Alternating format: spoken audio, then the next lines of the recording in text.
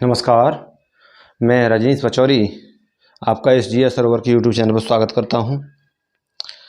तो चलिए बात करते हैं और उम्मीद ये करता हूं कि आप सभी लोग स्वस्थ होंगे, तंदुरुस्त होंगे, चुस्त होंगे, मज़े ले रहे होंगे ज़िंदगी में और मज़े के साथ साथ पढ़ाई भी कर रहे होंगे। देखिए, पढ़ाई रेगुलर करते रहना भी एक बोरियत हो जाती है, तो बीच बीच में अपना जो मनोरंजन भी ज़रूरी होता है और उसके साथ साथ पढ़ाई रेगुलर रख रहे होंगे, उम्मीद करता हूँ।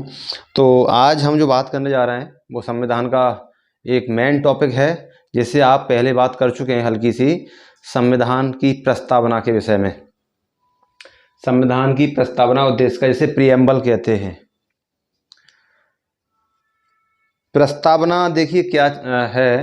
प्रस्तावना का मतलब होता है यहाँ पर, यदि हमने प्रस्तावना के शब्द इसमें जो लिखे हुए हैं यदि उनके अर्थों को समझा और पढ़ा तो हम यहाँ से अनुमान लगा सकते हैं कि हमारा संविधान कैसा होगा।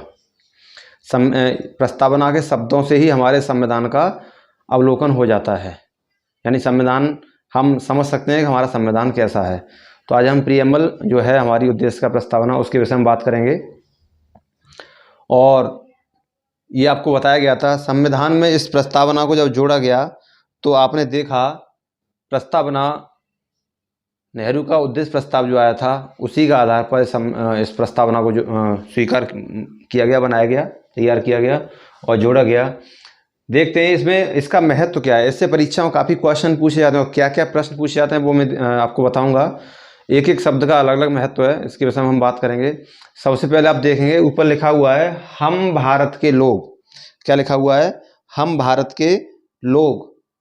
यानी हम मतलब, यानी हम का मतलब यहाँ पर भारत की जो जनता है उसके लिए बोला गया है। भारत की जो जनता है उसके लिए बोला गया है, यानी हम भारत के लोग, यानी हम सभी।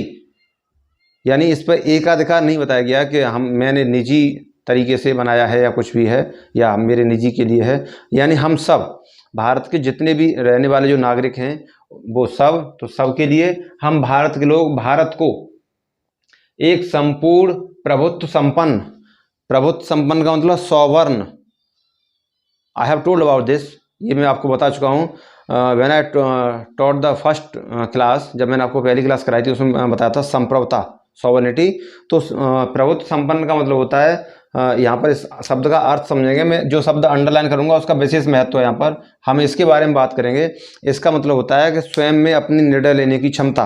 हम स्वतंत्र हैं, हम किसी भी देश के दबाव में नहीं हैं। हम कोई भी निर्णय अपने देश के हित के लिए, अपनी जनता के हित के लिए कोई भी निर्णय ले सकते हैं। स्वतंत्र हैं हम इस प्रकार से। तो ये हमारा एक अधिकार है। तो हम स्वतंत्र हो चुके हैं, तो हम अपने हिसाब से कोई भी निर्णय अपने देश के लिए ले सकते हैं। किसी बाहरी देश का हमारे ऊपर कोई दबाव अब नहीं होगा। ये होता है प्रभुत्व संपन्न, सॉवरेन जिसे बोलते हैं। अगला है समाजवादी। यानी हमारा समाजवादी का मतलब है किसी एक व्यक्ति का विशेष महत्व नहीं है। यहाँ पर एक व्यक्ति को महत्व नहीं दिया जाएगा, पूरे समाज को महत्व दिया जाएगा। यानी हमारा देश समाजवादी है।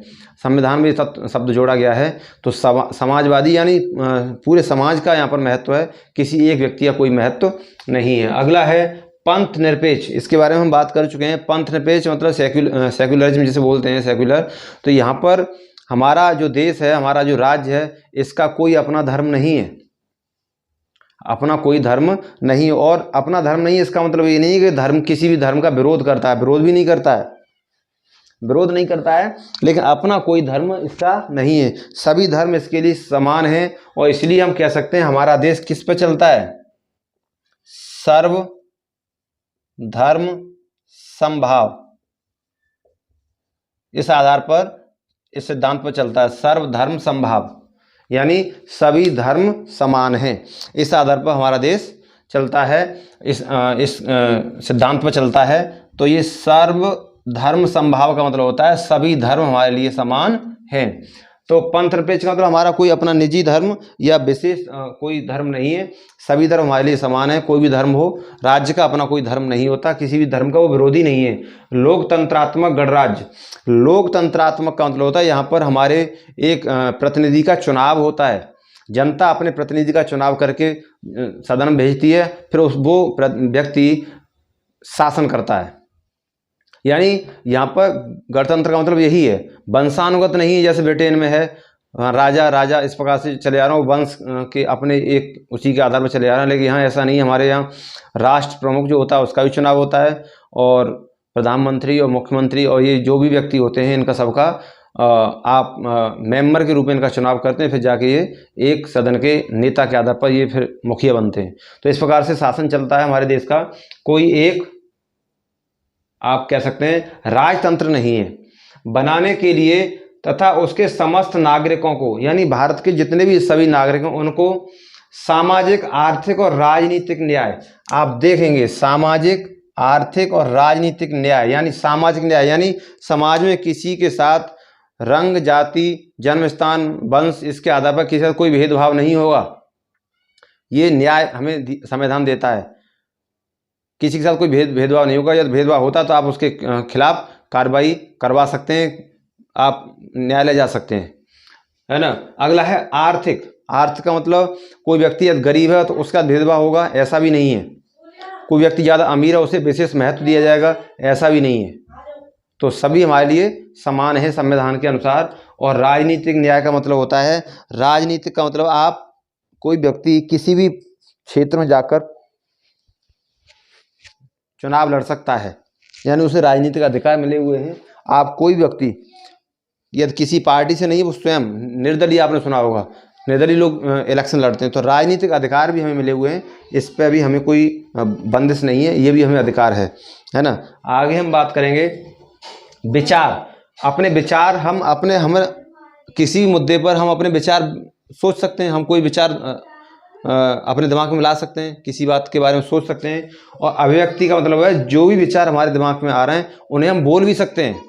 अभिव्यक्ति का मतलब ये स्वतंत्रता हमें अनुच्छेद 19 देता है, अभिव्यक्ति स्वतंत्रता। तो इस पर हम बोल भी सकते हैं, अपने विचारों को व्यक्त कर सकते हैं, लेकिन वो विचार भी एक मर्यादा में होने चाहिए। ऐसा नहीं आप अपने भारत में रह रहे हैं, भारत के नागरिक और देश के खिलाफ बोल रहे हैं, किसी व्यक्ति को स्टेज पर खड़े होकर या कहीं भी आप उससे किसी व्यक्ति को गाली दे रहे हैं, ये ऐसे विचार नहीं आने चाहिए। विचार का मतलब है विचार अच्छा और एकदम शुद्ध विचार होने चाहिए। किसी के प्रति गलत भावना, गलत विचार बोलना, ये अभिव्यक्ति नहीं देता संविधान। यानी ये मर्यादा में रहकर हम अपने विचारों को व्यक्त कर सकते हैं, ये है अभिव्यक्ति। विश्वास, किसी पर विश्वास करें और न करें, ये हमारी स्वतंत्रता है। हम तुम पर विश्वास कर रहे हैं, हम नहीं कर रहे, ये हमारी स्वतंत्रता है।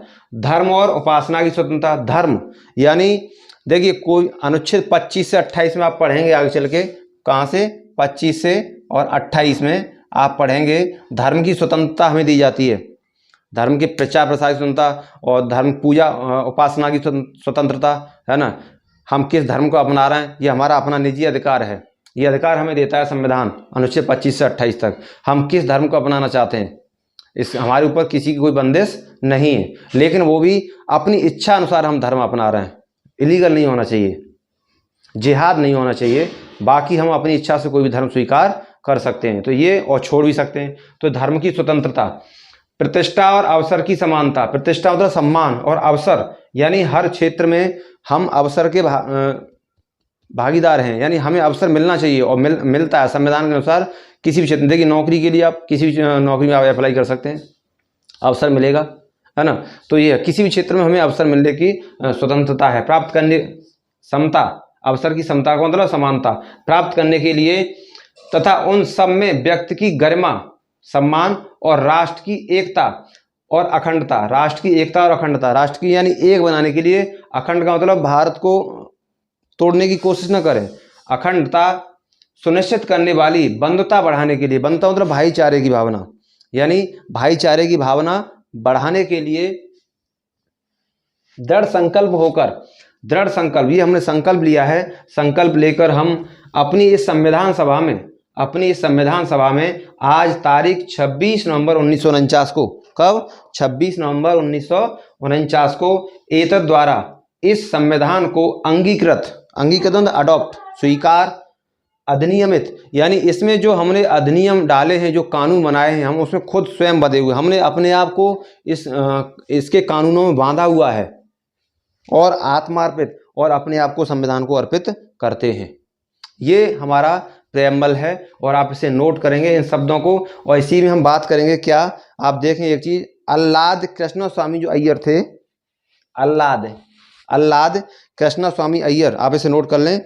इन्होंने हमारी प्रस्तावना को दीर्घकालिक सपनों का विचार कहा है। किसने? दीर्घ, आप लिखेंगे दीर्घकालिक, दीर्घकालिक सपनों का विचार, विचार कहा है। कहा है किसे? प्रस्तावना को, प्रस्तावना को। आप इसे नोट करेंगे यहां से, प्रस्तावना को दीर्घकालिक सपनों का विचार कहा है। किसने? आह्लाद कृष्णा स्वामी अय्यर, आह्लाद कृष्णा स्वामी अय्यर ने, आह्लाद कृष्णा स्वामी अय्यर ने प्रस्तावना को दीर्घकालिक सपनों का क्या कहा है? विचार कहा है।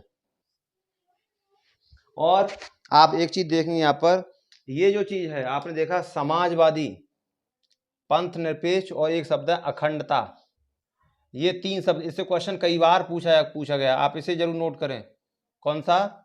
समाजवादी, पंथ निरपेक्ष और अखंडता। ये अखंडता, ये तीन शब्दों को नोट करें। ये आपका 42वां संविधान संशोधन, 42वां संविधान संशोधन 1976 द्वारा जोड़े गए। ये क्वेश्चन कई बार पूछा गया है कि क्वेश्चन कैसे पूछा गया है? किस संविधान संशोधन द्वारा, क्वेश्चन क्या पूछा गया है? किस संविधान संशोधन द्वारा, उसमें दे देगा समाजवादी, पंथ निरपेक्ष और अखंडता शब्द जोड़े गए हैं। तो संविधान संशोधन 42वां संविधान संशोधन 1976, आप इसे नोट करेंगे।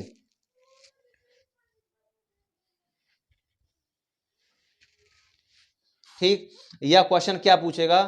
क्वेश्चन दूसरा ये पूछ सकता है 42वां संविधान संशोधन 1976 द्वारा किन किन शब्दों को प्रस्तावना में जोड़ा गया। तो कौन से शब्द होंगे? वो शब्द चार, फिर वो कैसे जोड़ेगा? एक ऑप्शन दे देगा समाजवादी, पंथ निरपेक्ष और अखंडता, दूसरे ऑप्शन दे देगा समाजवादी, पंथ निरपेक्ष और लोकतंत्रात्मक गणराज्य, दो ऑप्शन हो गए। तीसरे में कर देगा समाजवादी, पंथ निरपेक्ष और अभिव्यक्ति, चौथे में कर देगा समाजवादी, पंथ निरपेक्ष और सामाजिक आर्थिक। तो इस प्रकार से चार देगा, तो आपको बताना है समाजवादी, पंथ निरपेक्ष और अखंडता शब्द 42वां संविधान संशोधन 1976 द्वारा जोड़े गए थे। तो ये था हमारा आज का टॉपिक, प्रस्तावना, और इसी में हमारा पूरा संविधान झलकता है यदि हम इसे पढ़ते हैं। तो इसीलिए इसे कहा गया है संविधान की कुंजी।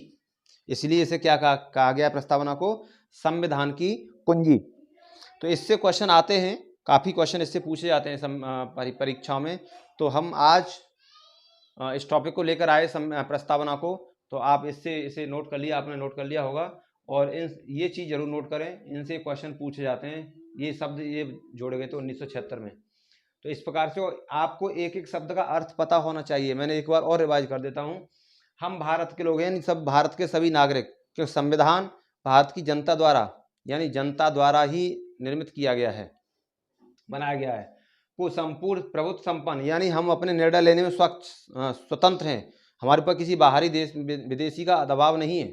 हम कोई भी निर्णय अपने आधार पर ले सकते हैं, है ना। समाजवादी, समाज में सभी, एक व्यक्ति की महत्ता नहीं होती, समाज को अनुसार, यानी समाज को महत्व देना होगा हमें। पंथ निरपेक्ष, कोई धर्म नहीं होगा। लोकतंत्रात्मक गणराज्य, मतलब हमारे यहाँ चुनाव होता है, डायरेक्ट इलेक्शन होता है, इनडायरेक्ट भी होता है, लेकिन राजतंत्र नहीं है हमारे यहाँ, है ना, बनाने के लिए तथा उसके समस्त नागरिकों को, भारत के सभी नागरिकों को सामाजिक, आर्थिक और राजनीतिक ये तीनों न्याय हमें देने की वादा करता है। विचार अपने, और अभिव्यक्ति मतलब विचार बोलना, लेकिन मर्यादा में रहकर। विश्वास करो मत करो, अपना अपना विचार है ना। स्वतंत्रता है। धर्म और उपासना की सुंदरता, धर्म कौन सा अपनाएं कौन सा छोड़े हम पर निर्भर करता है। उसकी पूजा करना है नहीं करना, ये हम पर निर्भर करता है। कोई हमारे ऊपर दबाव किसी का नहीं है ना। प्रतिष्ठा और अवसर की समानता, हमें अवसर, हर क्षेत्र में अवसर मिलता है। अब वो किस्मत है हमारी, हमें मिल पाती है उस क्षेत्र में सफलता नहीं प्राप्त करने के लिए, तथा उन सब में व्यक्ति की गरिमा और राष्ट्र की एकता और अखंडता सुनिश्चित करने के लिए। अखंडता यानी उसे ऐसा नहीं कि भारत के टुकड़े करने की कोशिश करें और हम देश विरोधी गतिविधियां चलाएं, है ना। दृढ़ संकल्प होकर अपनी संविधान सभा को आज तारीख 26 नवंबर 1949 को क्या एतद द्वारा संविधान को अंगीकृत स्वीकार करते हैं और अपने बनाए हुए कानूनों में हम अपने आप को बांधते हैं, मतलब अधिनियमित और आत्मार्पित, यानी स्वयं को संविधान को अर्पित करते हैं। तो ये था हमारा, इसे आप नोट करेंगे। और इसी के साथ मैं आपसे कहूँगा कि वीडियो को ज़्यादा से ज़्यादा शेयर करें, लाइक करें। जब आप वीडियो को देखें तो लाइक का बटन जरूर दबाएं। बटन दबाने में ये जो अंगूठा ऊपर का होता है इसे जरूर दबाएं, इसमें कोई खास हर्ज नहीं होता। देखिए, लाइक करने का मतलब क्या होता है, लाइक किया था आपने वीडियो किया तो मैं ये समझता हूँ, मुझे महसूस होता है कि मैंने अच्छा करने की कोशिश की और मैं मोटिवेट होता हूँ उससे, है ना। तो मैं और अच्छा करने की कोशिश करूँगा। और यदि कोई कमी कहीं आपको महसूस होती है तो कमेंट बॉक्स में कमेंट किया करें। तो चलिए, ये हमने टॉपिक आज देखा प्रस्तावना। अगले टॉपिक के साथ फिर हम कल मुलाकात करते हैं, तब तक के लिए हम विदा लेते हैं। नमस्कार।